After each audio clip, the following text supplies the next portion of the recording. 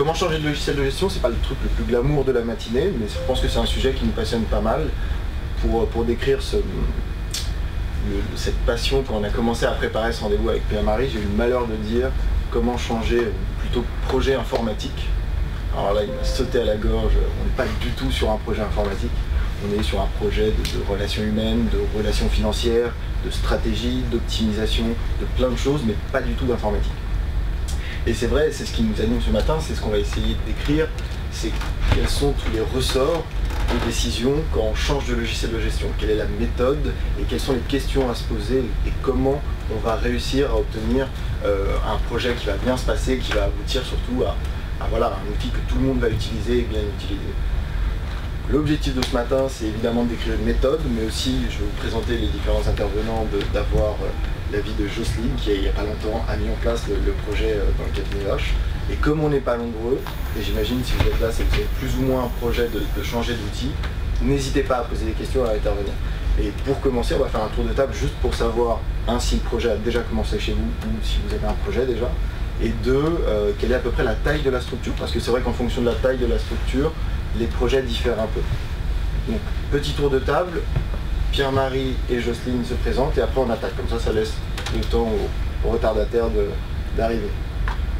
On commence par Denis. Moi je suis présenté ce matin, donc je suis directeur commercial de Diapaz. Voilà, mon job c'est d'aller voir des cabinets en réflexion sur le changement d'outils.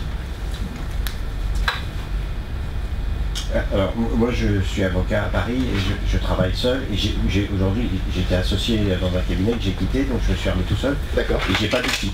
Ok. Voilà. Vous aviez quel outil dans le cabinet? On avait Cecib. Cecib. Mais dont j'étais pas totalement satisfait, donc voilà, je suis en période de réflexion. J'ai ma présence parce que, bon, enfin, en même temps je le trouvais bien, mais avec beaucoup de choses complexes. Bien sûr. Voilà. Ok, top, très bien. La structure à quel âge? Ça fait 6 mois que je suis enfin 1 an à peu près. Ok. Collaborateur, pas de collaborateur? Bientôt. Oui, bientôt. Ouais. Ok, très bien. Monsieur? Donc Guillaume Gauche, cabinet Seban et associé, donc un cabinet d'aujourd'hui 75 avocats et une centaine de personnes à peu près, et on est plus qu'en pleine réflexion puisqu'on a déjà amorcé le processus de changement de logiciel. On était chez Cicéron jusqu'à présent. Hein, donc, il devient un outil, à notre sens, un petit peu obsolète, en tout cas dans son utilisation pour notre structure. Donc, on réfléchit. Top. Théo Rougier, moi je suis élève avocat et je travaille dans un petit cabinet de 4 avocats. Du coup je réfléchis à ce qui est possible de faire quand on n'a pas d'argent et qu'on n'est pas beaucoup pour voilà, quand même optimiser un peu le peu qu'on fait. D'accord. Et vous n'avez pas d'outil actuellement? Non, c'est à la mano. À la mano. Ça coûte pas d'argent. Peut-être ou pas, ou au contraire. Ou au contraire. Ouais. Catherine Politin, je suis avocat au barreau de Paris et j'ai 2 activités. Une activité à titre individuel, mais je n'ai pas d'outils. Et je collabore occasionnellement avec un autre cabinet, qui est un petit cabinet aussi, puisque nous sommes 5 avocats, et qui n'a pas d'outils non plus. D'accord. Olivier Sébriand, je suis d'un cabinet de conseil qui s'appelle Legacy, et je suis ici aujourd'hui parce que j'ai l'un de mes clients de cabinet d'avocat qui change son logiciel métier. Je suis là pour l'aider dans ce projet. Top. Et Valérie Benoît, j'ai un outil mais qui n'est pas du tout adapté, c'est Easy Lawyer. Ok. Monsieur Bourriès, vous connaissez bien. Ok, top. Pierre-Marie, expert en changement de l'outil. Pierre-Marie Daoudou, moi j'ai 15 ans d'expérience, donc Alcan Consulting, qui est un cabinet de conseil spécialisé sur l'accompagnement des cabinets d'avocats, sur l'organisation de leur système d'information et la stratégie qui va avec. On intervient sur les 3 piliers principaux, à mon sens en tout cas, que sont la gestion documentaire, la GED et le knowledge management qui va derrière, toute la partie CRM, donc la partie marketing, emailing, la partie business development également. Et puis tout ce qui va être la partie finance qui nous intéresse plus particulièrement aujourd'hui. Donc on n'est pas des intégrateurs d'outils, on peut vous accompagner et jouer le rôle de chef de projet intermédiaire entre vous et les outils. Mais voilà, et après sur tous les process de finance, on va vous accompagner voilà, non seulement sur le choix d'un outil, mais avant d'arriver au choix d'un outil, il faut se poser les questions de qu'est-ce qu'on veut faire, comment on est organisé aujourd'hui, savoir comment on est organisé aujourd'hui, et c'est tout sauf trivial. Dans tous les clients avec lesquels j'ai pu travailler, on se rend compte qu'on croit savoir comment on travaille, et les gens qu'on rencontre au tout début, qui sont nos donneurs d'ordre, pensent savoir comment on travaille, et entre le premier atelier et cette première vision et la vision a posteriori, on se rend compte que quand on descend dans la société, il y a 15 manières de faire la même chose quand on croit qu'il y en a qu'une. Donc c'est là qu'on apporte notre valeur ajoutée sur ce process-là, et on va y venir plus loin, alors je ne vais pas m'étaler trop tout de suite. Mais voilà, donc trois domaines principaux. C'est intéressant parce que cette présentation, vous allez voir, elle a pour objectif de décrire toute la méthodologie de changement, les questions à se poser.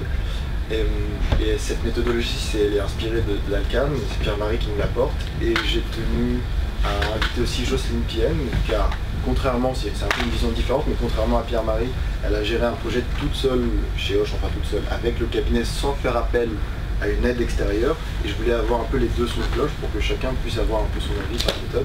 Donc Jocelyne, peut-être des choses à rajouter. Cabinet Roche, on est 90 personnes, on a à peu près 60 avocats, on est avec Cicéron depuis très très longtemps, donc plein de raisons, on expliquera pourquoi on change. Et donc on est tout jeune client de Diapaz, donc on va mettre en place. Voilà. Donc la structure, Pierre-Marie nous présente un peu sa méthode, ses grands principes. Jocelyne nous donne son avis et comment de son côté chez Hoche ça s'est passé. Et Diapaz qui a été confronté à beaucoup d'appels d'offres, beaucoup de cahiers des charges, beaucoup de projets, on essaye de apporter de manière anonyme, confidentielle plutôt, un peu le fact-checking de tout ce qu'on a pu voir au fur et à mesure. Et n'hésitez pas surtout à poser des questions si vous n'êtes pas d'accord à intervenir. Voilà, il y a un petit groupe, ça peut être intéressant. Donc la première étape, c'est pourquoi on va changer, les bonnes raisons de ce changement. Et d'ailleurs, ça passe souvent par essayer de motiver les associés ou ceux qui sont habitués à l'outil en place, ou qui sont habitués au non-outil. Quelles sont les bonnes raisons de mettre en place un projet qui va nous coûter probablement de l'argent, mais surtout du temps. Pierre-Marie, d'après toi, est-ce qu'il existe de bonnes raisons de changer? Alors, c'était la discussion qu'on avait ce matin tous les deux. Je ne sais pas s'il y a des bonnes ou des mauvaises raisons de changer. Quand vous vous posez la question de savoir s'il faut changer, c'est parce que vous sentez qu'il y a un besoin qui n'est pas servi, qu'il y a une frustration dans une utilisation quotidienne des outils, mais pas que des outils, et j'insiste là-dessus encore une fois, beaucoup de process. On finit par souvent tout mettre sur le dos de l'outil, alors que l'outil est au service des process que vous avez mis en place. Donc il y a, si je dois venir sur des raisons de changer, et là on n'a plus les bonnes ou les mauvaises, on a des raisons de changer qui sont souvent centrées là-dessus. C'est j'ai une frustration parce que mon outil est obsolète, alors ça peut être une raison. Des fois on se rend compte en creusant avec vous que l'outil est obsolète, certes, alors il y a des questions de technologie certainement, mais il y a aussi une question d'utilisation de l'outil, et l'outil est plus capable de servir mes besoins. Pas tant parce qu'il ne sait pas le faire, à la finale, parfois sur certains projets c'est ce dont on se rend compte, mais bien souvent parce qu'on l'a mal utilisé, mal implémenté, on n'a pas compris au début où les besoins ont évolué, et on n'a pas fait évoluer nos process, et on n'a pas fait évoluer l'outil. Ce qui fait que pour revenir sur ce que disait la personne de chez Jury Management tout à l'heure, quand on veut appuyer sur le bouton pour sortir les informations, et là on n'est pas dans le cadre d'un rachat, on est dans le cadre juste de qu'est-ce que je dois payer à la fin du mois et qui a été performant dans mon cabinet, qu'est-ce que j'ai fait, même quand on est tout seul. J'ai été utilisateur d'une solution tout seul, à un moment, je sais ce qu'il y a sur mon compte en banque, mais si on pilote au compte en banque, ce qui est malheureusement le cas aussi chez beaucoup de cabinets d'avocats, et ben on ne voit pas forcément arriver le mur, la trésor c'est bien, mais ça fait pas tout. On ne sait pas comment on est rentable avec de la trésor. Et on peut le faire quand on est 1, quand on est 5, ça commence à être compliqué parce que derrière il faut quand même avoir, dans une facturation groupée, savoir combien coûte chacun, combien rapporte chacun du coup. Et cette notion-là de combien coûte chacun, c'est quelque chose qui est tout sauf évident aujourd'hui, et avec tous les clients avec lesquels je travaille. On doit avoir une bonne base de 30 cabinets d'avocats qui sont plutôt des cabinets d'avocats entre 100 et puis pour les plus gros des mastodontes de la place qui font plusieurs milliers d'utilisateurs. cette notion-là est pas du tout évidente. Donc c'est pas que chez des petits, si je peux me permettre de dire ça, ou chez des gros, cette notion-là de coût et du coup de profitabilité des dossiers, elle est loin d'être évidente. Alors, je ne sais pas si je m'éloigne un peu de la question principale qui sont quelles sont les raisons de changer, mais je crois que c'est vraiment ces deux fondamentales-là. J'ai une frustration parce que j'arrive pas à arriver à mon résultat, et soit je me dis que c'est parce que j'ai pas le bon outil, soit c'est parce que j'ai pas les bons process. Et quand on va rentrer avec vous sur ces projets-là, et là on va pousser, mais je crois que c'est dans les slides derrière, je vais pas pousser, je vais peut-être laisser Jocelyne nous dire quelles ont été les raisons chez elle et si ça rejoint ce que je suis en train de raconter. Parce que dans un premier temps, c'est pas les process qui nous font changer de logiciel, c'est vraiment le logiciel. Parce qu'on a des méthodes qui ont évolué au niveau des répartitions de chiffre d'affaires des associés, et le Cicéron ne répond plus du tout. On a été obligé de faire des usines à gaz avec des trucs Excel derrière. Donc ça, c'est plus gérable.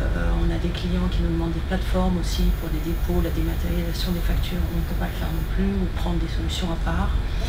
On a mis une GED il y a quelques années en projet aussi, qui marche pas mal, mais on ne peut pas l'interfacer avec Cicéron. On ne peut plus faire évoluer le serveur au niveau du Windows. Enfin, on est complètement bloqué avec ce logiciel. On aurait dû changer déjà depuis très longtemps, parce qu'on n'a pas fait, parce qu'on a manqué de temps, on a manqué de support, voilà. Et donc l'objet, c'est effectivement de passer dans une autre dimension, et à partir du fait que le logiciel sera bien meilleur, de regarder les process. Je pense qu'on fait un peu à l'envers.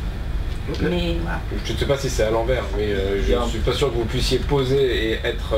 vous pouvez choisir l'outil et choisir une plateforme, là en l'occurrence, qui n'est pas tant un outil. À mon sens, je ne sais pas si c'est à l'envers, mais à mon sens, effectivement, se demander qu'est-ce qu'on va mettre comme outil, et du coup, et on y viendra tout à l'heure, avoir défini ces process et avoir sorti un cahier des charges qui va permettre de valider que l'outil qu'on choisit va servir ces process. L'intérêt, c'est effectivement d'avoir un logiciel qui puisse évoluer. Donc c'est ce qui nous a intéressé chez Diapaz, c'est que nous, on peut réfléchir à des solutions différentes après et pouvoir demander un développement et peut-être rentrer dans la structure Diapaz s'il n'est pas trop particulier. Voilà. Alors, on y reviendra, mais moi justement ce qui m'intéresse, parce que c'est un peu une des problématiques de la profession, c'est entre le moment où vous avez commencé à être frustré, pour les différentes raisons que vous évoquez, et le moment où vous avez pris la décision de vraiment commencer, il s'est écoulé combien de temps? Le problème, c'est que c'était centralisé chez moi, et donc j'ai mis 3-4 ans avant de me lancer. Et quand je m'y suis lancé, je me suis lancé. D'accord. C'est vrai que les gens me disaient, ça fait longtemps qu'on attend, ça fait longtemps qu'on attend. Le choix n'était pas d'externaliser en fait le cahier des charges, parce que nous, on n'a aucun service technique sur site, c'est moi qui fais toute la coordination sur site. Et donc on avait fait appel à des consultants pour le choix de l'infogérant et de toute la structure. Donc le cahier des charges, ils avaient dit que c'était pour moi, et donc j'ai mis du temps à le faire, voilà. Ok. Alors, par rapport à ce que coûte la procrastination, en ce moment il y a quand même pas mal de conformités, notamment RGPD, loi finance, on entend beaucoup de choses comme ça. Est-ce que justement sur tous ces outils qui n'évoluent plus depuis un certain temps, que ce soit Cicéron ou même les C-sites qu'on a achetés, est-ce qu'il y a un risque là-dessus? Ou finalement les éditeurs vont... Est-ce que c'est un bon mobile pour changer d'outil, cette conformité? C'est un des mobiles en tout cas que j'ai pas cité tout à l'heure et qui est effectivement... Bonjour. Je peux m'excuser pour mon retard.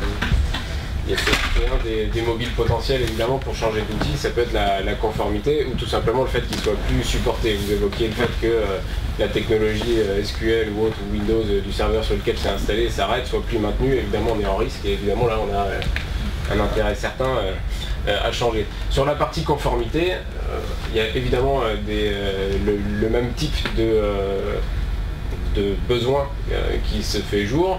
Alors peut-être pas dans un cas comme Diapaz, sur certains, vu les tailles de vos cabinets, vous n'avez peut-être pas des intégrés de gestion, et vous n'avez peut-être pas de logiciel comptable à vous non plus, vous passez peut-être par de l'externalisation. Pour tous les logiciels comptables, avec les évolutions récentes, liées au FEC, liées aux fichiers de DDS, etc. Voilà, il y a aussi là des notions de conformité qui font que oui, à un moment on est obligé de changer parce que sinon on n'est pas conforme et du coup on est en risque au niveau fiscal, au niveau... voilà. Alors sur tous les appels d'offres que nous on a épluchés ces derniers temps, là je parle principalement des plus de 50 utilisateurs. Évidemment, merci Cicéron qui n'évolue plus depuis un certain temps, c'est la raison numéro 1. Le logiciel est vieillot. Alors en termes de fonctionnalité, on arrive à bricoler des choses, notamment en s'appuyant sur des usines à gaz ou des choses comme ça. Mais d'un point de vue image de marque, quand un nouveau collab de 25 ans débarque au cabinet et qui doit utiliser un truc très vieillot, ça commence à faire grimacer un peu. Donc c'est la raison numéro 1 évoquée. On a eu quelques problèmes de pratique interne liés à des fusions de cabinets ou des changements de business model ou des choses comme ça qui ont fait que l'outil était plus adapté et dans un certain cas des relations difficiles avec le prestataire et ils veulent changer. Mais la raison numéro 1 aujourd'hui, c'est un logiciel qui n'évolue plus. Alors la procrastination, après, il faut quand même... c'est un mot que j'aime pas beaucoup, parce que procrastiner, je pars du principe que c'est quand même plus ou moins fait exprès quand c'est comme ça. Il y a des fois, comme vous l'évoquiez, c'est pas de la procrastination, mais c'est juste un manque de temps, un manque de volonté peut-être au niveau de la gouvernance, ou comme tu le citais tout à l'heure, des cabinets qui ont fusionné. On a 3 systèmes d'information qui existent, et il va falloir soit en choisir un et migrer les 2 autres cabinets dans celui-là, soit faire table rase et puis choisir un nouveau logiciel pour venir dedans. Et on en revient sur cette partie de process, parce qu'évidemment quand on a 3 logiciels, on a aussi au moins 3 manières de fonctionner si on part du principe qu'on a qu'une par cabinet d'avocats. Je pense que tous ici, sauf ceux qui travaillent tout seuls, vous savez que dans votre cabinet d'avocat, vous n'avez pas la même manière de fonctionner que votre associé d'à côté. Et plus on est gros, plus c'est vrai. J'ai pas vu de cabinet dans lequel tout le monde marche et on voit qu'une tête. Le risque de ce temps-là, par contre, c'est aussi le risque d'avoir des compétences qui s'accumulent sur une ou peut-être 2 ou 3 personnes et qui font que si ces personnes-là, vous les perdez pour une raison X ou Y, vous perdez la connaissance de pourquoi ça a été fait. Je ne vous souhaite pas du mal, hein, Jocelyne.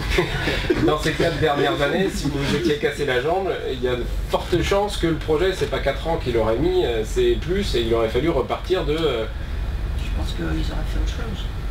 Voilà, mais comment il l'aurait fait? Vous apportez une valeur ajoutée d'expérience, de savoir, et la manière dont vous avez monté ce projet-là, très certainement, elle repose énormément sur votre expérience et sur le fait que vous n'avez pas besoin de partir de zéro ou de comprendre le besoin de vos avocats, parce que vous connaissez vos avocats, vous connaissez votre structure, et du coup vous êtes capable d'apporter en atelier de manière assez synthétique et rapide un premier canevas sur lequel on peut les faire réagir. Ce qu'on ne veut pas faire, si vous vous étiez cassé la jambe, on serait reparti d'une feuille blanche avec une personne qui arrive, potentiellement qui ne connaît pas les cabinets d'avocats. Si elle les connaît, qui ne connaît pas le vôtre, qui ne connaît pas les pratiques, c'est compliqué, je le vis tous les jours avec mes clients, d'aller vous voir, chers avocats, et de vous dire, parlez-moi au-delà de ce que vous voulez faire, de vos clients, de la manière dont vous facturez, parlez-moi de la manière dont vous vous rémunérez. Vous l'avez évoqué, on n'était plus capable de se dire comment on va faire demain, on a changé le pack d'associés, comment on fait pour analyser cette performance. Je crois que monsieur chez Seban disait à peu près pareil. Le jour où on veut changer de modèle, comment on fait pour le dire? Et moi, quand j'arrive dans un cabinet d'avocats et qu'on doit intervenir sur un projet comme ça de RP, c'est une de mes premières, pas une première question, parce que sinon il se ferme et vous arrêtez de me répondre. Alors je le mets un peu plus tard dans le débat, mais c'est une question qui choque à chaque fois. Pourquoi vous vous intéressez à ça? C'est pas votre problème, je vous demande pas de révolutionner mon cabinet et la manière dont je me rémunère, je vous demande de m'aider à mieux facturer mes clients. Et n'empêche que cette question-là, elle est fondamentale, ça a été évoqué tout à l'heure sur la table ronde aussi, c'est que pour vous accompagner, on a besoin de comprendre ce que vous allez devoir sortir de l'outil et du coup savoir comment on va devoir vous le faire rentrer pour que cette information elle soit simple à extraire et pas l'usine à gaz dont vous parliez tout à l'heure. Donc voilà, ça c'est un vrai risque, c'est que à laisser passer trop de temps, on a des process qui se délitent. Je ne sais pas lesquels d'entre vous, on pourrait faire un petit vote à main levée, mais j'ai tendance à croire qu'il n'y aura aucune main levée, qui a décrit ces process de facturation, ces process de comment je rentre ça dans mon outil, comment je sors ma facture. Qui l'a fait une fois déjà, soyons gentils. Voilà, bon. Une fois, de temps en temps, dans le cabinet, au moment où on a mis l'outil en place, sauf que si ça fait 15-20 ans qu'on l'a mis en place, ça a été fait une fois, ça n'a pas été remis en cause, ça n'a jamais été réécrit. Donc les gens qui sont là portent la connaissance historique, mais pourquoi on le fait, plus personne ne le sait. Alors encore mieux si vous avez perdu les ressources qui les ont mis en place à l'origine, encore mieux si votre management a changé, si vous avez une structure d'associés qui fait que ceux qui étaient là quand on l'a mis en place sont plus là. Donc pourquoi on l'a fait comme ça? On ne le sait plus. Et de toute façon, quand même on le saurait, c'est probablement plus adapté 15 ans après. Donc la première question, elle est vraiment de se dire, ok, où on en est. Et à chaque fois où je suis intervenu sur des clients comme ça, on sait où on prend son sait. Après, on décrit l'existence, c'est pour ça que je t'interromps un peu. Ouais, c'est ça. Oui, donc là, tu parlais de la feuille blanche qui est capable de justement commencer à poser la méthodologie. Toi, ta technique, là tu prêches un peu pour ta paroisse, j'imagine, mais c'est s'entourer, donc aller chercher des intervenants pour justement aider le cabinet. Je vais moduler à l'aune de l'exemple de Hoche, parce que Hoche, ils ont pas, voilà, tous les cabinets n'ont pas besoin de s'entourer de compétences externes. On a besoin de s'entourer de compétences externes quand on les a pas en interne. Quand on n'a pas une Jocelyne qui est là, qui connaît le cabinet, qui a implémenté c'est la connaissance en fait de Cicéron qui fait qu'on a cherché beaucoup de solutions pour pouvoir arriver à ses fins et qui nous ont obligés à un moment donné à pouvoir rédiger un cahier des charges précis parce qu'on a vu tout ce qui n'allait pas dans Cicéron. Et je crois que le cahier des charges c'est vraiment la clé de voûte du projet puisqu'il faut être hyper précis. On en parlera sur le slide après, mais c'est vrai que c'est la pièce centrale de la méthodologie, peu importe si on s'entoure ou pas, c'est le cahier des charges. Quand tu dis s'entourer, est-ce que ça doit forcément être un acteur du métier?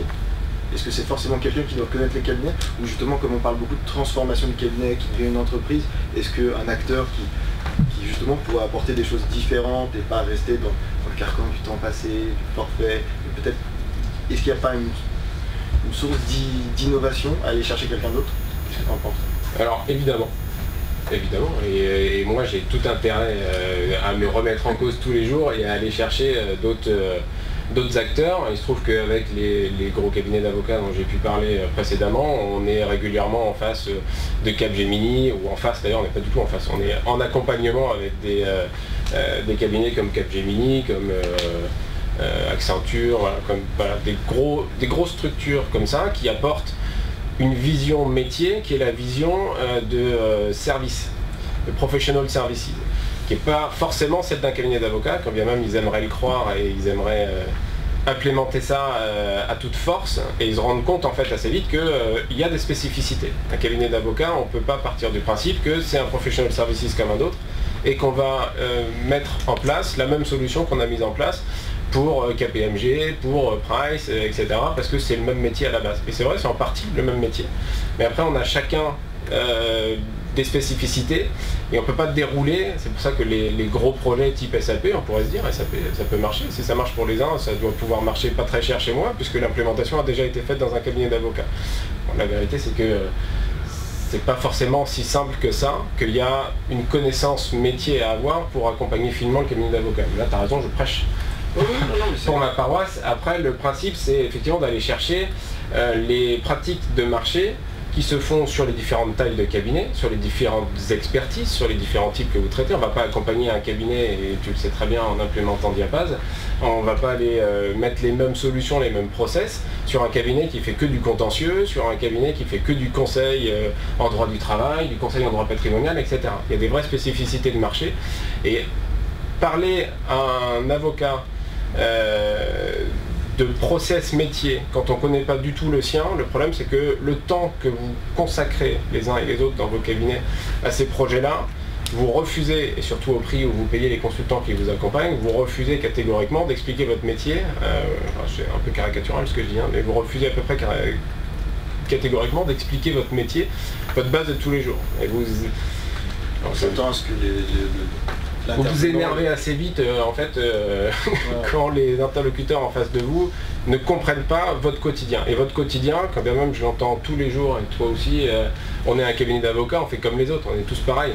On fait tous pareil, mais en fait vous faites tous différemment. Et même au sein de vos cabinets, je pense que pour ceux qui sont plus de 20 ou 50, vous le savez, vous faites tous différemment.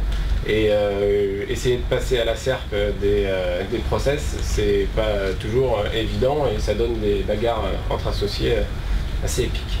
Inversement, Hoche, est-ce qu'ils s'est posé la question à un moment donné d'engager une personne pour ce projet, ou ils ont vu tout de suite chez vous la source d'économie Alors, dans un premier temps, après, bon, vu l'évolution des choses, je pense qu'on va prendre des gens en support sur différents points.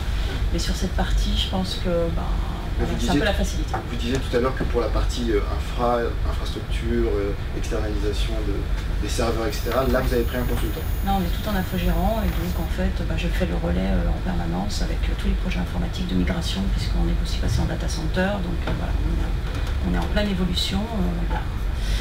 À un moment donné, on est tous obligés d'y passer parce que au quotidien, il faut sécuriser ces données, il faut sécuriser les accès, donc voilà, je ne vais pas revenir sur la faucheuse.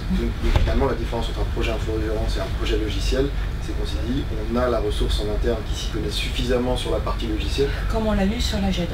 Sur la GED, c'est pareil, en fait, on a mis en place, on a mis des comités, on a été très bien accompagné par le prestataire, et donc voilà, chacun connaît bien sa partie, et donc c'est le succès du projet. Il faut vraiment s'y concentrer. En plus, il ne faut pas mettre plusieurs projets en même temps, parce que là, c'est une catastrophe. Et il faut en plus avoir une volonté de la direction de vouloir changer aussi, sinon c'est voué à échec. Ça fait partie du s'entourer. On a besoin forcément d'un consultant pour s'entourer. En revanche, quand on arrive en tant que consultant dans un cabinet d'avocats, c'est les premières choses qu'on va poser. C'est de vous dire, mettre en place un outil, ça ne résoudra rien chez vous. C'est un peu, là encore, caricatural, mais à dessein. On ne va rien résoudre avec un outil si on n'a pas pensé avant à ce qu'on veut faire à cet outil. Si on n'a pas pensé avant, entre nous, à comment on veut utiliser cet outil. Comment on facture nos clients. Déjà, c'est quoi un client? C'est quoi un prospect? C'est quoi un dossier? Qu'est-ce qu'on met dedans? Quels sont les attributs qu'on va mettre dedans? Quelle est la chaîne de gouvernance? Qui va prendre les décisions? Est-ce qu'on va être collégial? Alors il y a des cabinets qui sont plus ou moins comme ça. Il y a des cabinets dans lesquels on va avoir 3 personnes qui vont suivre le projet et puis on va avoir quelques points de rencontre avec le collège d'associés, mais ça va s'arrêter là. Ou plus largement d'ailleurs, pas que le collège d'associés.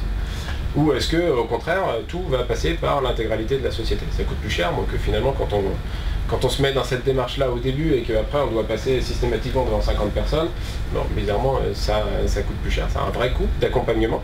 Et néanmoins, ce coût d'accompagnement, ça fait partie aussi de ces choses-là, de s'entourer, de dire la conduite du changement. Techniquement, mon outil peut marcher parfaitement. Thomas peut avoir fait un boulot magnifique d'implémentation de l'outil avec Aurélie, avec Emen. Vous allez avoir fait un boulot fantastique. Techniquement, ça tourne comme une horloge, c'est conforme à ce qu'on vous a demandé de faire. Mais si l'utilisateur en face, il ne sait pas lui ce qu'il doit faire parce qu'il n'a pas été accompagné ou parce qu'il considère que ce qu'on lui a mis en face des yeux, c'est pas ce que lui il fait au quotidien, le projet il est mort.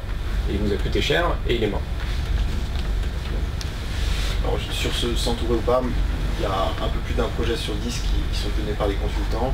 Très sincèrement, il n'y a pas de réponse. Il y a des projets qui se passent très bien sans consultant, il y a des projets qui se cassent la gueule avec des consultants.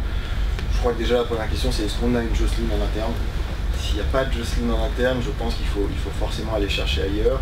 Et dans les projets, dans les consultants, j'ai pas encore statué moi sur il vaut mieux quelqu'un du métier ou pas, ça dépend. Je pense que à moins de révolutionner complètement son câble, il faut quand même quelqu'un qui connaisse pas mal les avocats. Sinon, bon, ça c'est mon avis. Après, connaître et décrire l'existant, on en a déjà pas mal parlé. Moi je trouve que sur les cahiers des charges qu'on reçoit, c'est assez peu décrit.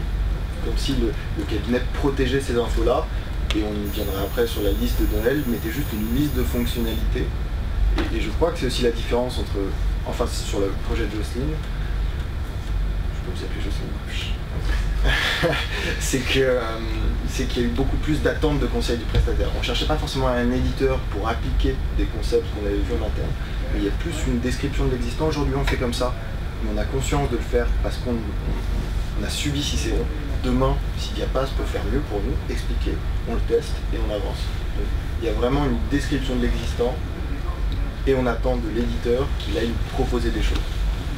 Là, sur beaucoup de cahiers des charges, l'existant, c'est juste, voilà, on a tel logiciel sur tel serveur, on est temps. Par contre, on veut tout ça. Et puis, il y a des choses, en fait, qu'on a aussi demandé à Diapass, que nous, on avait, que Diapass n'avait pas, et qui, voilà, en développement, et qu'on demande à l'implémentation. C'est clair qu'on n'aime pas perdre les fonctionnalités qu'on utilise déjà. Il y a des choses qu'on ne veut pas perdre. Ouais. Toi, sur cette partie existante, je sais que c'est un plan sur lequel tu passes beaucoup de temps. Tu fais le tour de tous les bureaux, quasiment. Tous les bureaux, après ça dépend de la taille aussi. Hein, mais j'essaye d'avoir vu systématiquement, en tout cas c'est ce que je vends, ce que je propose, en tout cas certainement au cabinet que j'accompagne, d'avoir vu 50% du cabinet à peu près. Avant de décrire ce cahier des charges. Parce que le cahier des charges, pour moi, c'est encore l'étape d'après, on verra dans le slide d'après d'ailleurs. Connaître et décrire l'existant, ça permet, enfin moi, quand je les rencontre, c'est moi jusqu'à 50% des gens, Au final, j'ai vu des gens de toutes les équipes, des gens de tous les grades, des associés, des collaborateurs seniors, des juniors. J'insiste aussi là-dessus, parce que les collaborateurs seniors, ce sont vos associés de demain. Les collaborateurs juniors, on espère qu'ils y arriveront.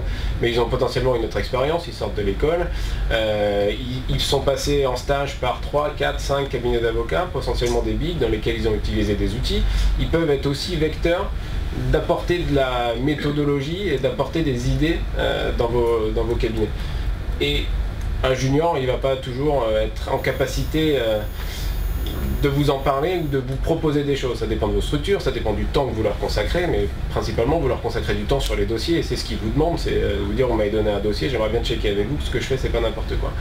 Et la méthodologie projet en revanche, ou les outils qu'ils ont utilisés avant, c'est rare qu'ils puissent se permettre de vous en parler. Donc c'est aussi l'occasion là, et ça comprend aussi les assistantes, de dire bah moi je fonctionne comme ça parce qu'on a toujours fonctionné comme ça, ou moi je fonctionne comme ça parce qu'on m'a dit de fonctionner comme ça.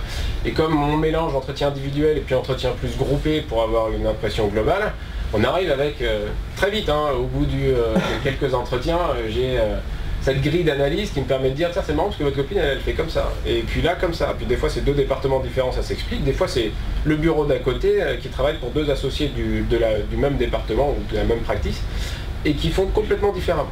Et bien, ah bon, il y a ça dans l'outil, moi je savais pas le faire. Ah bon, il faut remplir systématiquement cette case, bah, ça fait 10 ans que je suis là, j'ai jamais mis.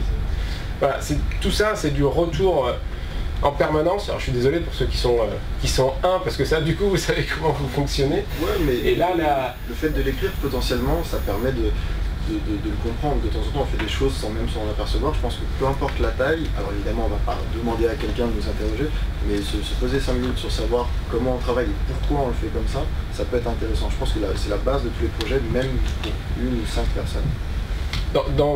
Parmi tous ceux d'entre vous où on s'est dit qu'à un moment ou un autre vous envisagez tous d'acquérir ou de modifier un outil, vous en êtes tous sur ces questions-là. Est-ce que ces questions-là vous les êtes posées? Est-ce que vous venez ici pour savoir quelles questions il faut vous poser dans l'avenir?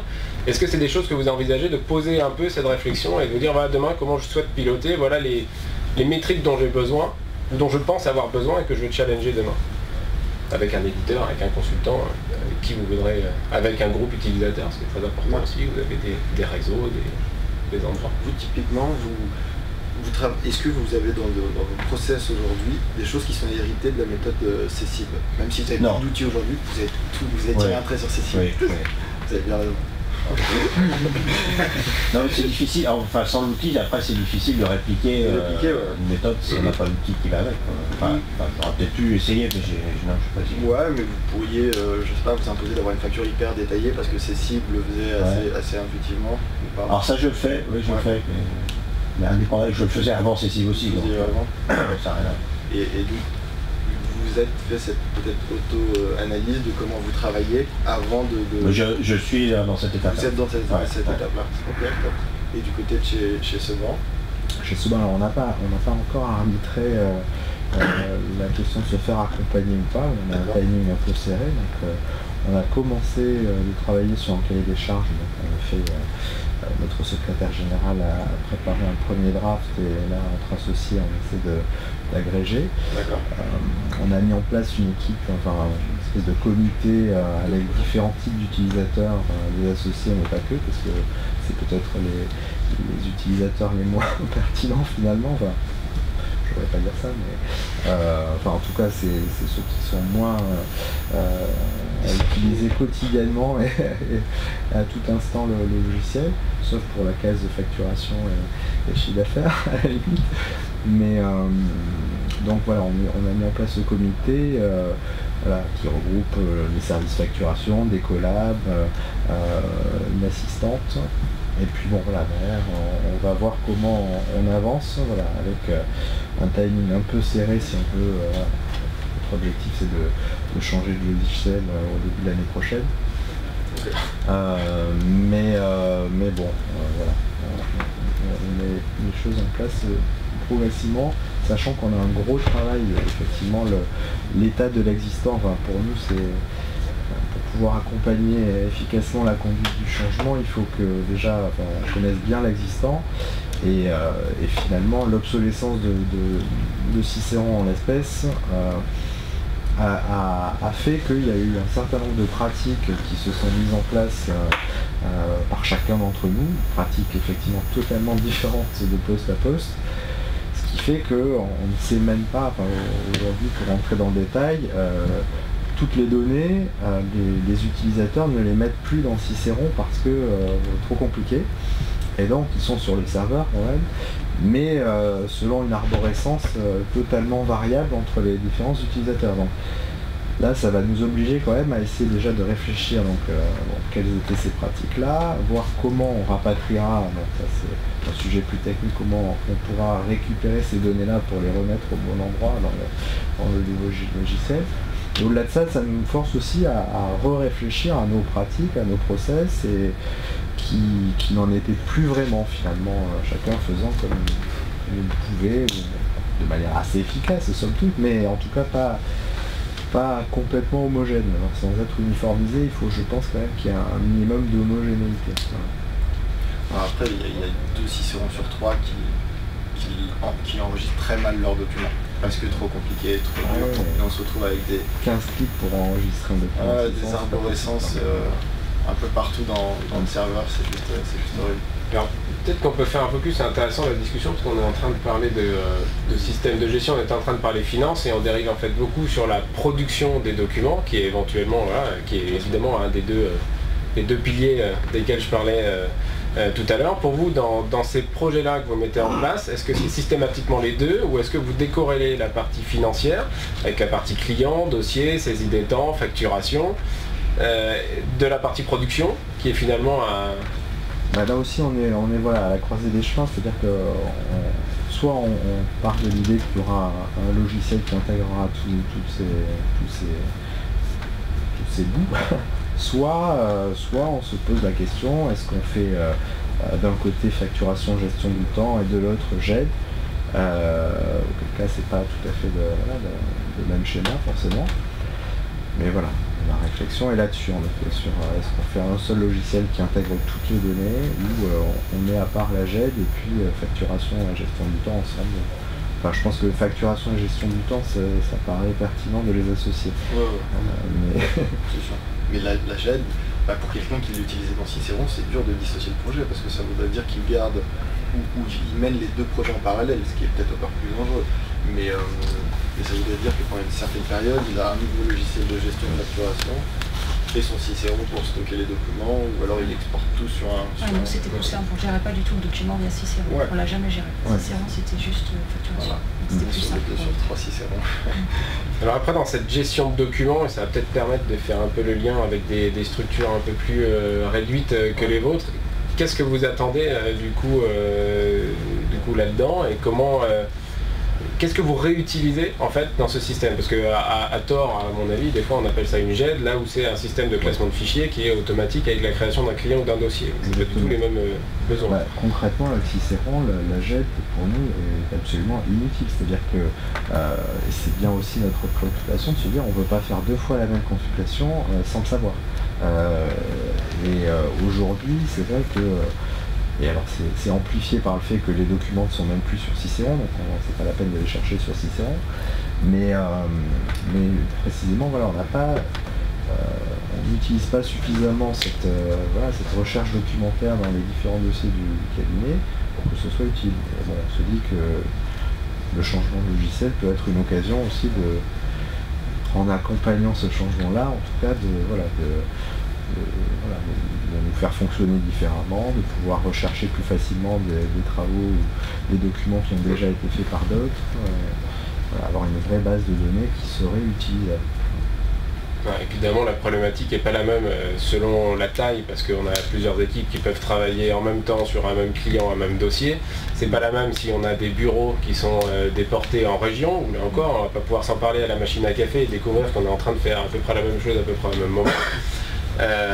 Vous parliez tout à l'heure, je crois madame, du fait d'avoir votre cabinet à vous et puis de l'autre côté l'autre cabinet. Alors à 5, si j'ai bien compris à peu près, ça s'entend encore, on arrive encore à se parler pour être sûr qu'on n'est pas en conflit d'intérêt d'une part, parce que ça peut être un vrai sujet. Et ça rejoint aussi les sujets de compliance dont on parlait juste avant. Cette question de conflit d'intérêt est complètement à l'ordre du jour, et de plus en plus.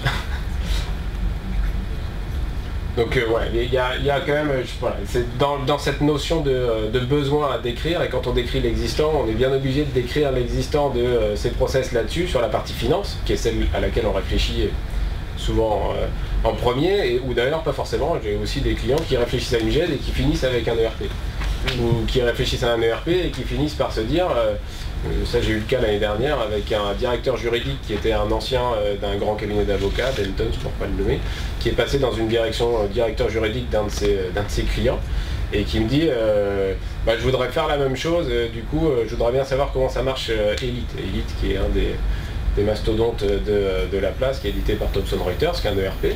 Et en discutant avec lui à peu près 5 minutes, on s'est rendu compte que ce qu'il voulait, c'était pas du tout un ERP, ce qu'il voulait, c'était un système de GED, qui lui permettait d'aller retrouver par des tags, etc., tous ces documents. Donc voilà, il y a ces deux besoins très différents qui doivent être décrits du coup de manière très différente. Dans la partie documentaire, vous allez avoir quels sont les droits d'accès, pour des questions là encore de confidentialité, Chinese Wall, vous allez avoir, est-ce qu'on a des besoins d'écrire en commun sur un document, de révision, voilà, tous ces points-là qui ne sont pas des points qui sont forcément traités par la partie finance. Et si on les traite dans le cahier des charges en disant juste j'ai besoin d'avoir un système de classement documentaire, on est passé à côté de 95% du besoin. Par expérience, c'est très rare. Alors après je reçois des cahiers des charges sur des structures peut-être un peu plus importantes, mais c'est très rare. Ça m'est arrivé 2 fois ou 3, je crois, d'avoir un cahier des charges full logiciel de gestion. Aujourd'hui, il y a un amalgame entre la gestion de documents, on n'est pas toujours sur des fonctionnalités dites de GED, hyper poussées avec de la métadonnée, de la recherche syntaxe, mais déjà mettre en commun des documents de manière un peu organisée, avec potentiellement des dossiers des sous-dossiers qui s'adaptent en fonction de la nature, conseil contentieux, que tout le monde aille au même endroit. Déjà, il y a forcément des fonctionnalités comme ça dans la plupart des cahiers des charges que je reçois. Et c'est une transition un peu toute faite, c'est la plupart. Oui, qu'est-ce que c'est ERP?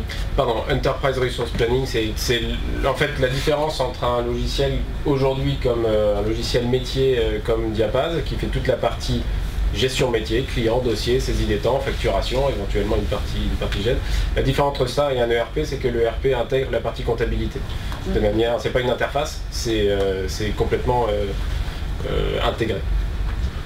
Souvent la comptabilité, mais aussi potentiellement des projets, des choses comme ça.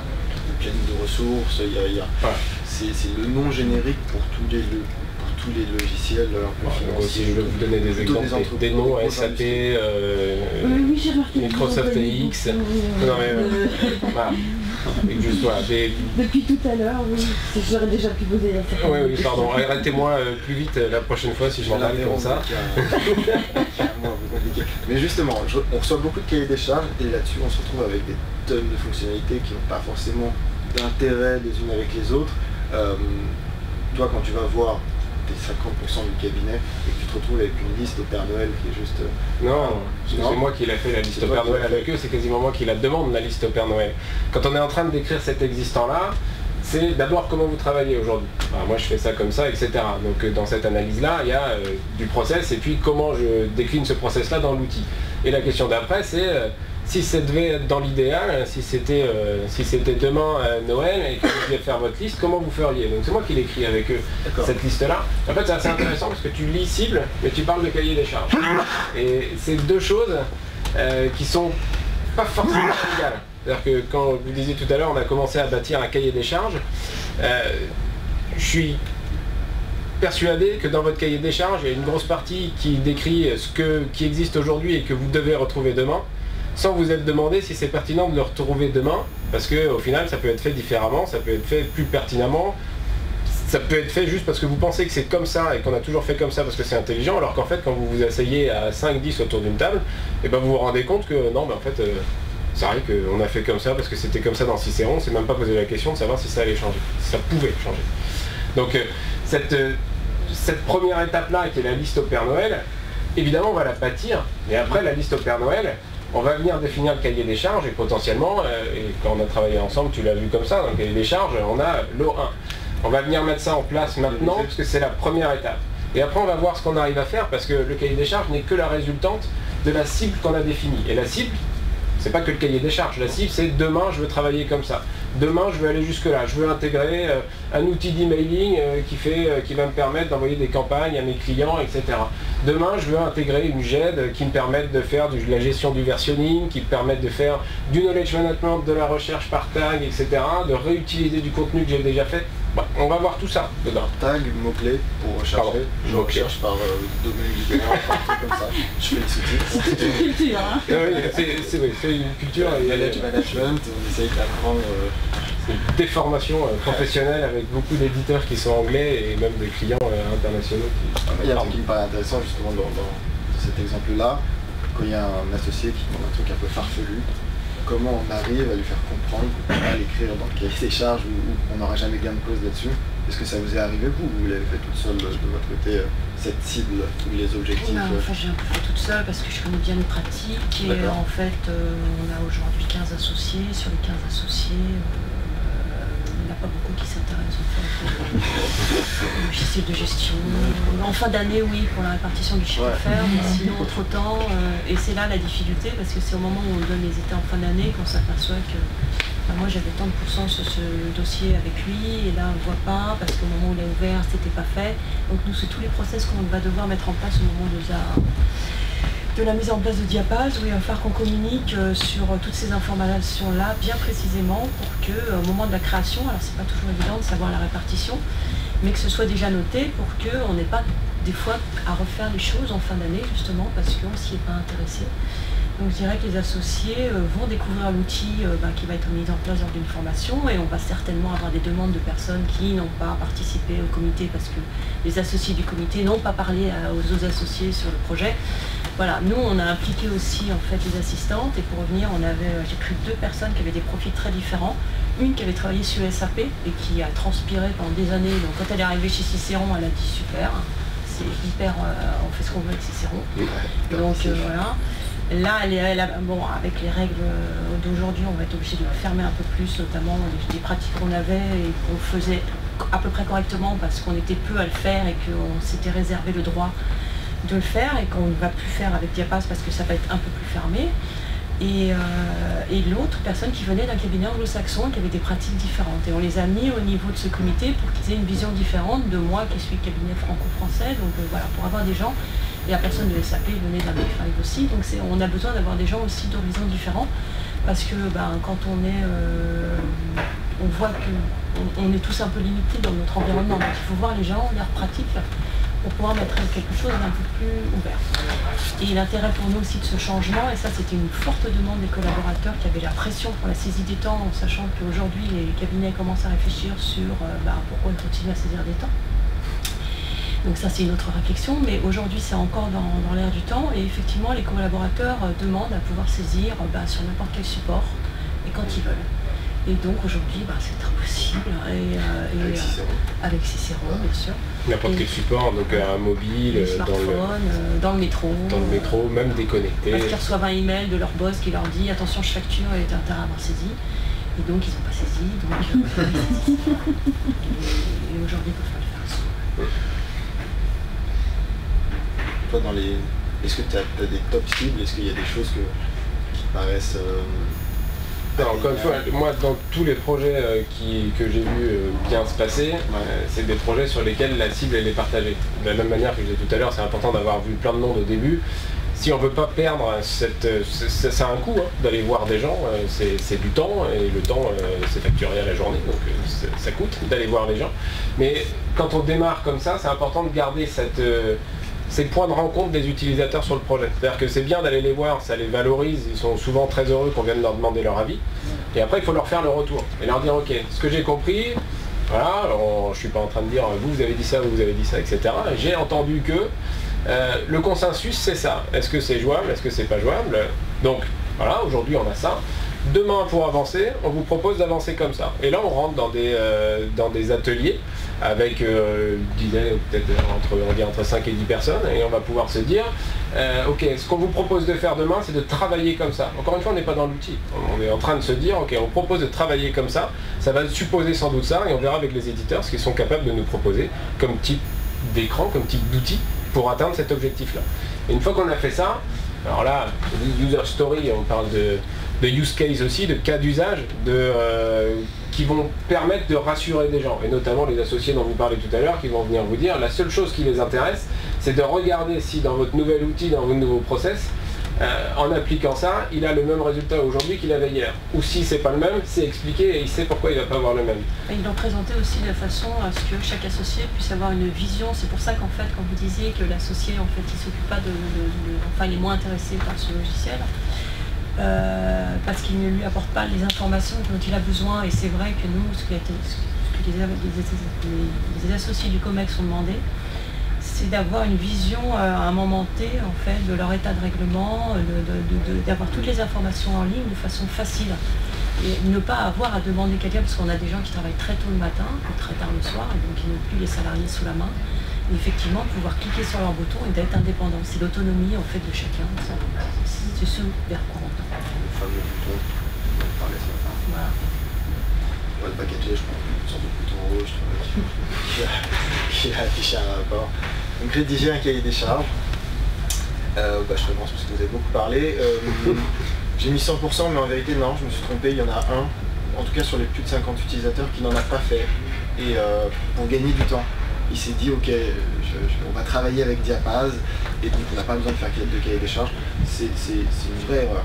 C'est une vraie erreur, on parle de cahier des charges, mais c'est presque un business plan, un truc qui va fixer des objectifs, des dates, et je pense qu'il faut avoir fait ce travail pour au moins voir si on déborde, voir si on est mauvais, et en voulant gagner du temps, on en perd beaucoup.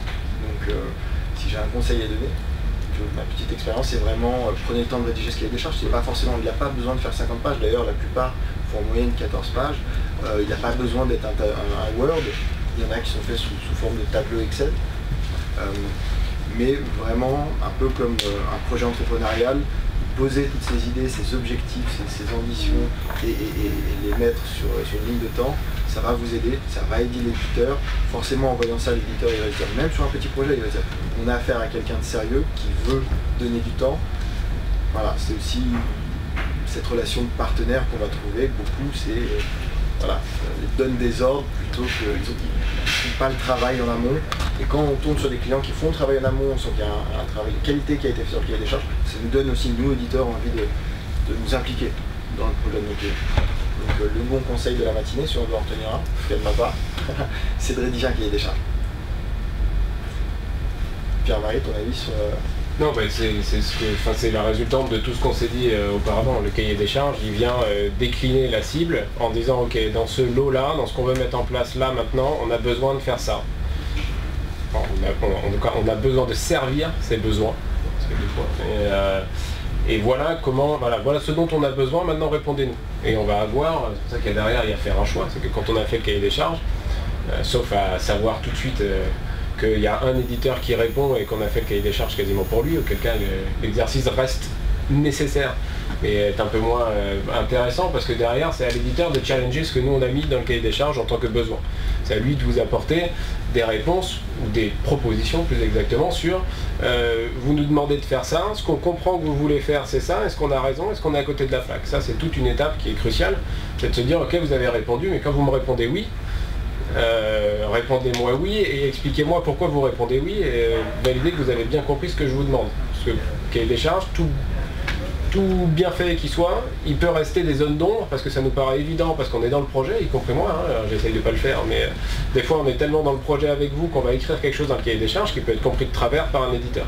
Donc ça va être là aussi, il faut être vigilant jusqu'au bout. Une fois que vous avez écrit le cahier des charges, c'est pas terminé, il faut derrière aller voir si la réponse que vous donne l'éditeur, si on prend un fichier Excel, quand il coche la case en disant ok on fait, pas de problème, il faut être sûr qu'on s'est bien compris sur ce que la fonctionnalité doit être derrière. Après, il faut faire un choix, il faut implémenter. Justine a fait un truc hyper malin.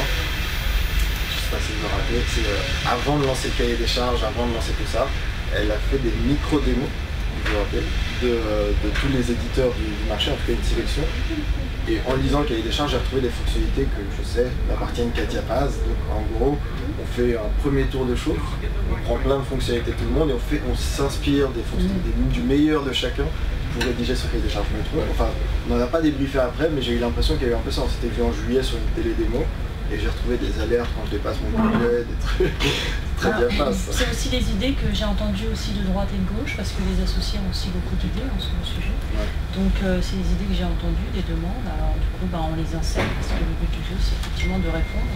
Ceci, moi je l'ai vu dans la GED, en fait, qui est je pense, beaucoup plus compliqué comme projet, parce que ça touchait, là ça touche la finance, mais là ça touchait aussi tout le fond documentaire. La GED c'est très très important, il faut que vraiment les gens ils soient impliqués, parce que nous, avant de mettre la GED, on était sous un système d'explorateurs. Je peux vous dire que quand on a mis la GED, notamment les plus anciens avocats en fait, qui avaient des habitudes de travail, ça a été infernal, parce qu'ils ne voulaient pas changer. Et aujourd'hui, après des années, en fait, ils disent on a la GED, donc on trouve des trucs, et voilà, parce que... c'est forcément un projet beaucoup plus dur. Mais bon, celui-là va être aussi compliqué pour nous parce qu'on a d'autres objectifs derrière. En fait. Nous, on veut mettre un CRM avec il n'y a pas de derrière, on va mettre une plateforme pour nos gros clients qui vont nous demander nos factures en ligne. Voilà, on va mettre un site intranet aussi parce qu'on n'en a pas, donc on a un point assez important.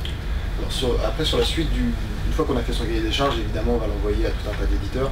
Déjà, on pourrait se poser la question, est-ce qu'on envoie à tous les éditeurs du marché ou on fait déjà une... Là, qu'on a été accompagné par un prestataire ou qu'on l'ait fait tout seul, à un moment, comme tu l'as dit fort justement, avant de finaliser le cahier des charges, on a vu un certain nombre de solutions. Théoriquement, on a fait un peu notre due diligence à nous aussi.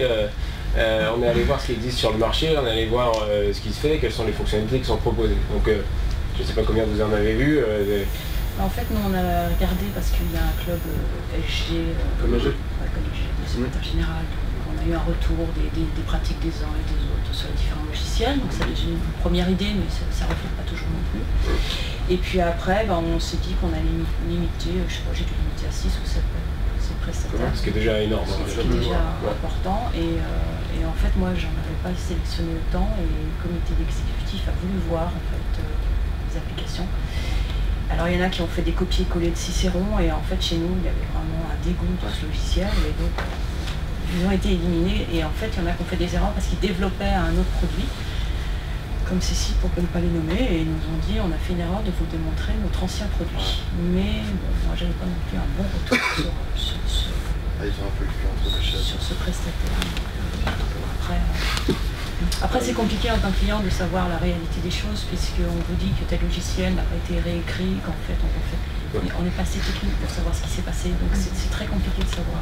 Même nous on apporte une autre connaissance du marché et de ce qu'il y a derrière la démonstration commerciale par le fait soit qu'on les ait implémentés, soit qu'on discute avec les gens qui les ont implémentés, soit avec les clients en direct. Donc ça c'est la valeur ajoutée qu'on peut apporter et plutôt que d'en avoir 7, on est capable de vous dire on va se limiter à 3 parce qu'on sait déjà que les autres, soit par le budget qui est nécessaire, soit par les fonctionnalités que vous demandez qui ne servent pas, ou à l'inverse ils sont trop gros pour savoir ce que vous voulez maintenant, vous allez vous perdre, ça va vous coûter trop cher en le budget, bien souvent. Alors voilà, on est capable de peut-être de diviser par 2, moi 3 ou 4 c'est un max. J'ai eu Zedlawyer qui m'a répondu, son logiciel m'avait paru pas mal en fait, mais je savais il m'a répondu que notre cahier des charges était trop compliqué pour lui. Moi, ce qui était bien chez eux, c'est que c'était open, c'est-à-dire que c'est un truc qu'ils font évoluer régulièrement. C'est ça qui m'avait séduit.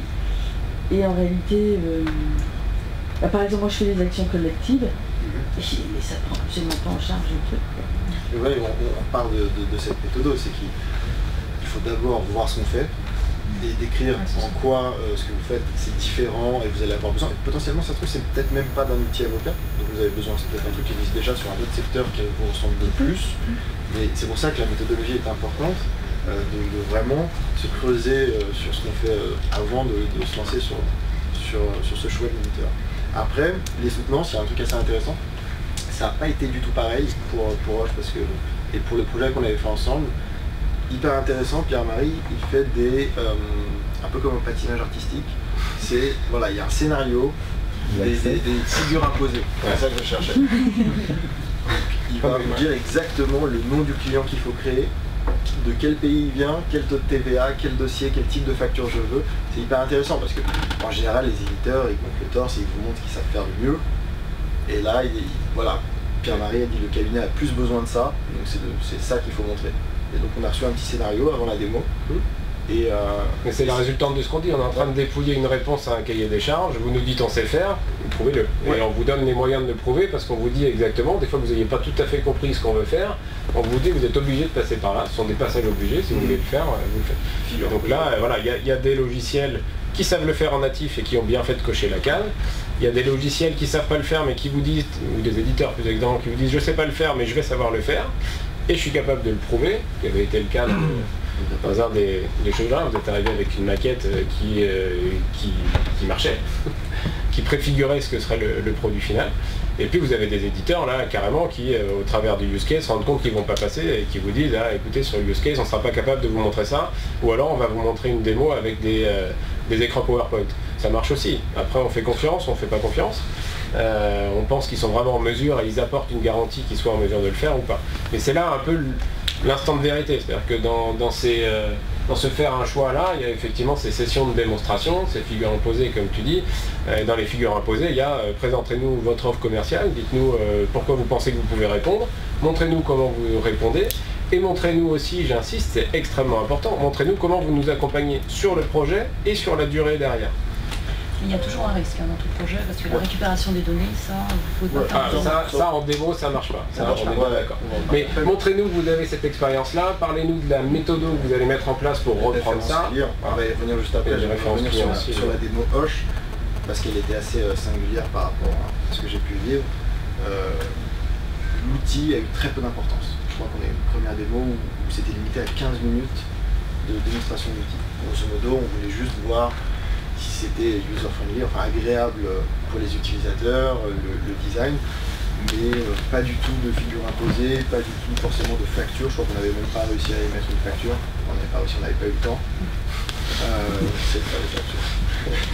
Et c'était pas important, justement, c'était plutôt l'équipe qui allait faire le projet, c'était plutôt la société. En fait, ils étaient venus voir si ça leur plaisait et c'était de ma responsabilité que ça marche. Ouais. Après, si jamais vous répondez à l'appel d'offres, ça sera de toute façon au contrat, donc si ça ne marche pas, on s'en reparlera à ce moment-là, avec des pénalités, etc. C'est ça. Mais c'est vrai que l'outil était beaucoup moins important que dans le cahier des charges. Et après, il y a les références clients. Ça, c'est un point que je sais dans ta méthode est très important pour choisir. Tu aimes bien passer du temps avec les clients qui ont déjà pris l'outil que tu t'apprêtes à prendre, c'est ça? Moi, c'est quelque chose que je vous conseille, mais je pense que vous l'avez fait. Moi, je vous conseille, quand vous avez les éditeurs qui répondent, d'aller voir des clients chez lesquels c'est installé. Et dans le meilleur des cas, sans être introduit par Thomas ou congénères qui vont vous faire aller voir ceux qui sont très très contents de leur solution et pas forcément ceux que vous voudriez voir. C'est un mix des deux, mais voilà, il faut aller voir des clients qui sont représentatifs de votre taille, à peu près de vos méthodologies, vous connaissez vos principaux concurrents, voilà. Et aller les voir, c'est effectivement aller voir le dessous de la plaquette commerciale et voir si ça tient les promesses ou pas. Et là, tu as raison, hein, c'est pas que l'outil pour le coup, c'est aussi l'équipe, c'est extrêmement important. Je crois que c'est ce qui a motivé le plus le choix, vu qu'ils n'ont pas vu beaucoup l'outil, c'était de sortir du truc un peu vieillot tisserand et de prendre peut-être une équipe un peu plus jeune. Je ne citerai pas le nom, mais on avait vu une équipe en fait, on sentait que ça reposait sur quelqu'un et ils l'ont vu aussi tout de suite et le développeur qui était le commercial et tout ça avait le même âge qu'eux, il a dit mais s'il lui arrive un truc, voilà, qu'est-ce qu'on va faire? Donc voilà, c'était important aussi d'avoir, alors moi je cherche jamais d'avoir des prestataires, vu notre taille, d'avoir des prestataires qui sont trop importants parce qu'on va être des petits clients donc ils ne vont pas s'occuper de nous et puis voilà. Donc de taille moyenne, on travaille aussi avec des prestats où ils sont moins de 10. Bon après c'est aussi la façon dont la chose a été mise, l'application a été mise et puis c'est les rapports quotidiens en fait, c'est-à-dire que quand vous avez un prestataire, vous appelez tous les 4 matins pour rien, ben, au bout d'un moment il va se passer. Donc il faut vraiment cibler quoi. Et c'est là que c'est important d'avoir quelqu'un en interne qui puisse effectivement connaître suffisamment pour pouvoir aider l'utilisateur qui des fois patauge, mais ne pas appeler en fait le prestataire en permanence parce que le jour où j'avais un problème, ben, il est là-dessus, il ne répond pas, ou il est en urgence et tout ça. Et pour moi, c'est extrêmement important d'avoir un bon prestataire et c'est comme ça que je fonctionne et je les garde pendant des années où ça casse tout de suite. Voilà. Ouais, mais c'est cette relation avec l'éditeur gestion, en tout cas si c'est un éditeur en mode SaaS qui évolue régulièrement, si c'est pas un truc qu'on achète une bonne fois pour toutes, il est bon conseil de vous dire de l'aimer et de faire en sorte qu'il vous aime. Parce qu'un éditeur qui vous aime va vous aider beaucoup plus que quand on le traite avec une relation simplement prestataire. C'est ça dans le contrat, tu dois le faire, t'as mis une heure à me répondre, ça va pas. Il faut savoir lui pardonner de temps en temps, parce que de temps en temps il fait les conneries. Oui, puis il est un peu aussi, en retard ça va dans les deux sens. Ça va dans les deux sens. Il faut vraiment avoir une relation partenaire, surtout en ce moment avec la transformation de l'avocat. Il y a des nouvelles fonctionnalités, des nouveaux usages qui arrivent. Et alors ça sera peut-être pas l'éditeur du logiciel de gestion, mais ça sera peut-être l'autre. Peut-être le consultant. Mais de toute façon, s'il y a un bon conseil, c'est d'avoir une bonne relation avec ses partenaires. Je vois qu'il nous reste 5 minutes, Thomas. Tu viens d'aborder un point, je ne sais pas si tout le monde l'a en tête, qui est quand même assez fondamental finalement. Tu viens d'utiliser le terme SaaS, je ne sais pas si ça vous parle, le terme SaaS, mais c'est la logique d'abonnement, c'est la logique où on n'a pas de serveur chez soi, c'est une logique où on achète, on loue un service, et donc du coup on n'a pas d'investissement à faire, on loue un service qui est totalement le modèle Diapaz là pour le coup.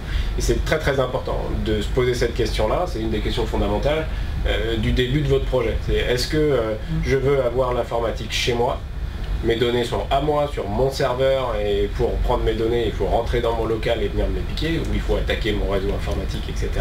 Ou est-ce que je fais confiance à un tiers qui va héberger toutes mes données, et là on parle de vos données clients, vos données saisies des temps, etc.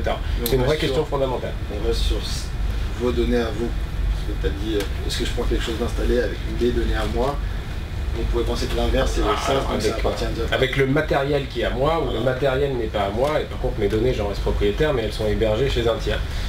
C'est une question qui était, il y a 8-10 ans dans les cabinets d'avocats, c'était très très compliqué d'avoir ces réflexions-là. Il se trouve qu'aujourd'hui, c'est de plus en plus accepté, je crois.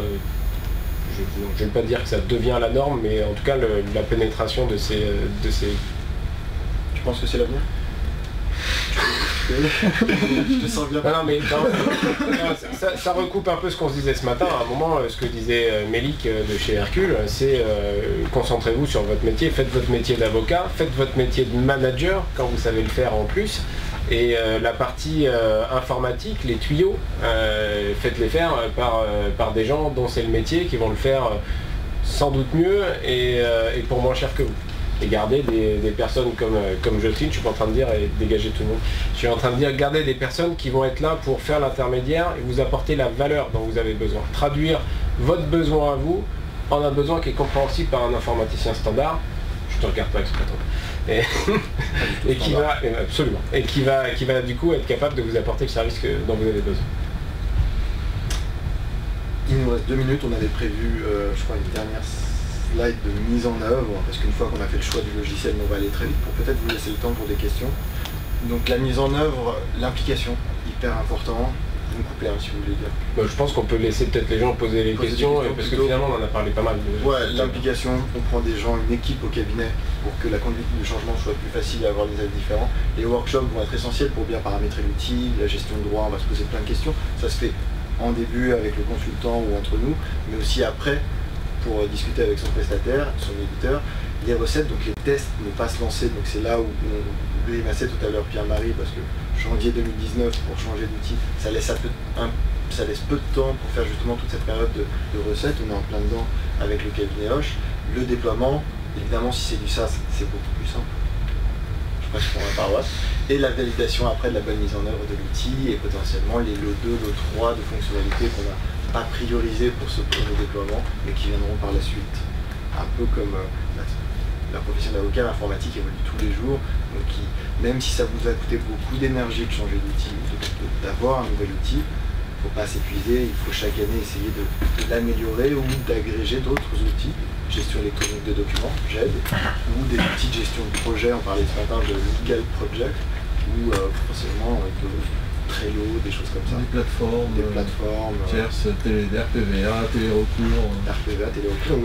On a un client, Clarisse, qui représente le client Bolt, qui aimerait avoir un outil de gestion des demandes, c'est-à-dire tous ces clients qui ont un abonnement illimité, qui posent plein de petites demandes, comment je suis sûr qu'elles sont traitées, qu'elles ne sont pas perdues, en combien de temps elles sont traitées.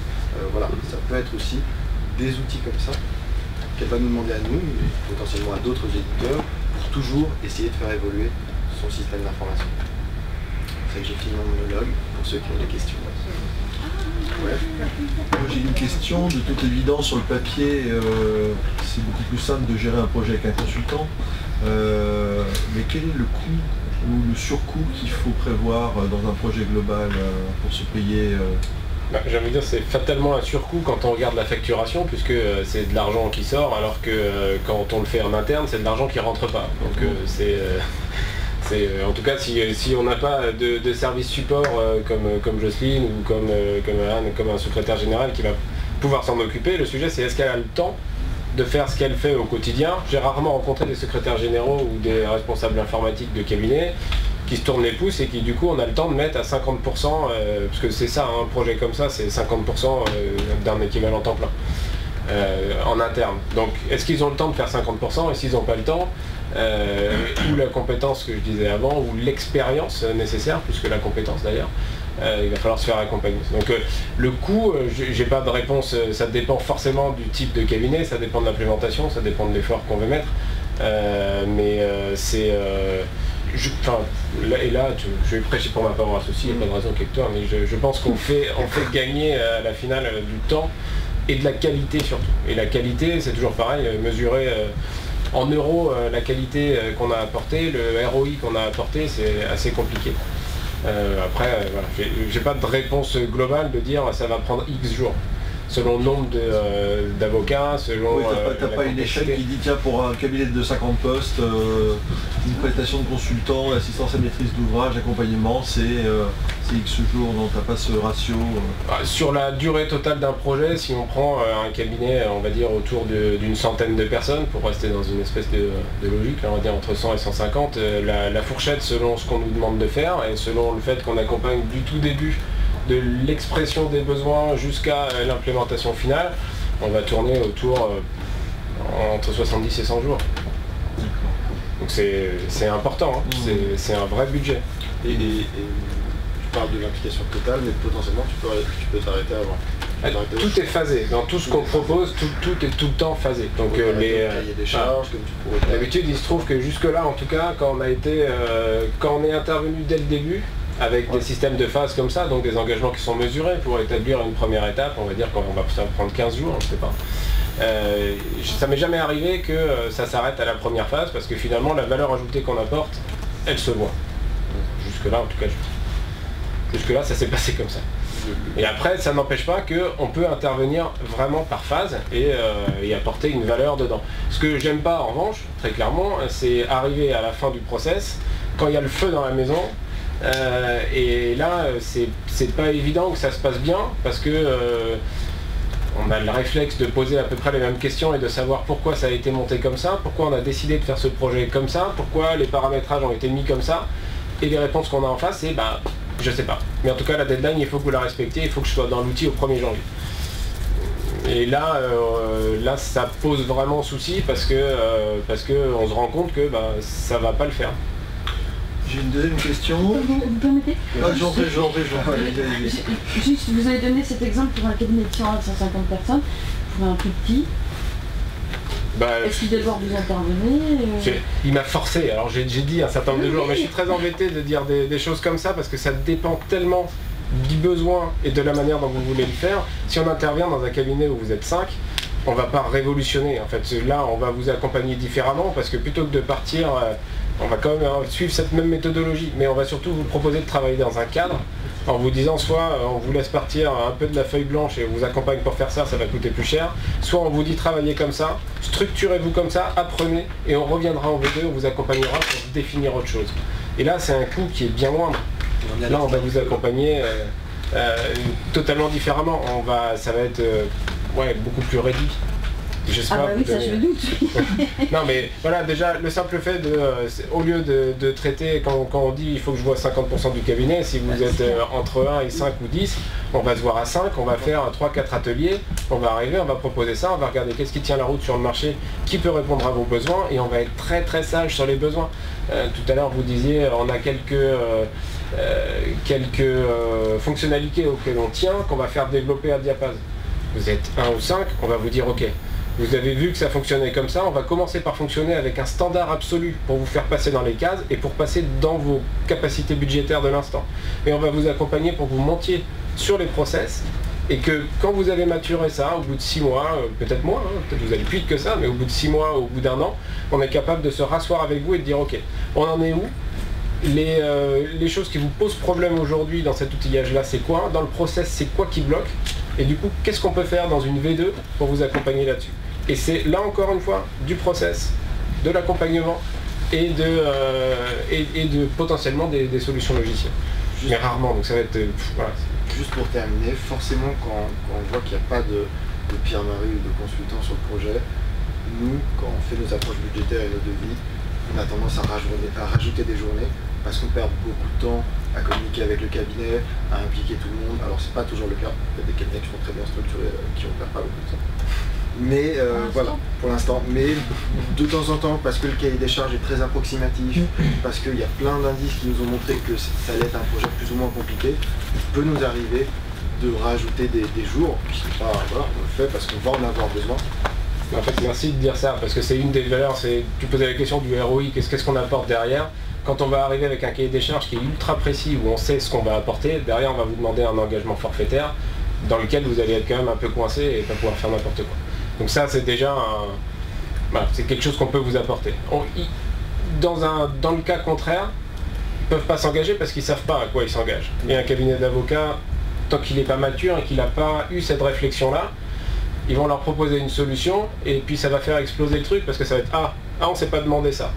On ne s'est pas demandé ça, donc c'est pas validé dans l'atelier qui devait valider ce point. Et on prend 1 semaine, on prend 2 semaines, et on revient dessus, et on n'est toujours pas sûr. Et on se retrouve dans les situations pompiers dont je parlais tout à l'heure, avec faut que vous nous aidiez à faire la recette. Ok, mais je recette quoi? Vous n'avez rien écrit de ce que je dois recetter. Donc je veux bien vous écrire un cahier de recettes, mais une recette pour faire quoi? À la fin, le résultat final que je dois valider, que vous pouvez obtenir, c'est quoi? Si j'en ai pas idée, je peux pas vous accompagner. Et diapason plus. Ou mal. Enfin mal, au sens où tu fais ce que tu peux, mais c'est compliqué.